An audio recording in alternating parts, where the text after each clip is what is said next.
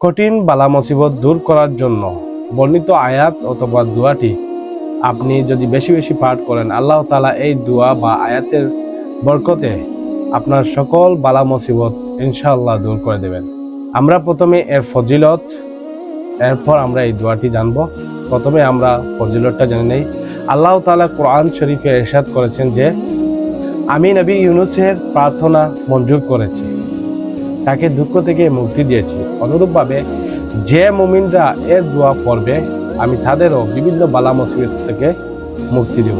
সূরা আল আম্বিয়া ৮৮ নম্বর আয়াত। নবী করিম সাল্লাল্লাহু আলাইহি ওয়াসাল্লাম ইরশাদ করেছেন, যে ব্যক্তি হযরত ইউনূস আলাইহিস সালাম এর ভাষায় দোয়া করবে, সে যে সমস্যায় থাকুক আল্লাহ তাআলা তার ডাকে সাড়া দিবেন।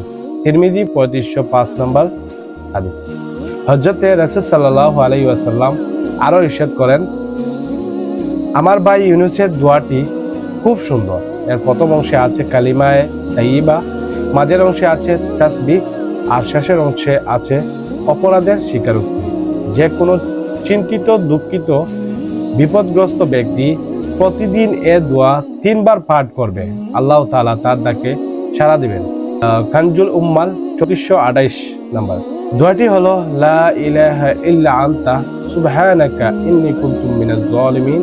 আমি আবারও বলছি, লা ইলাহা ইল্লা আনতা সুবহানাকা ইন্নী কুনতু মিনাজ জালিমিন। অর্থ হচ্ছে, আপনি ব্যতীত আর কোনো উপাস্য নেই, আমি আপনার পবিত্রতা ঘোষণা করছি, অবশ্যই আমি পাপী।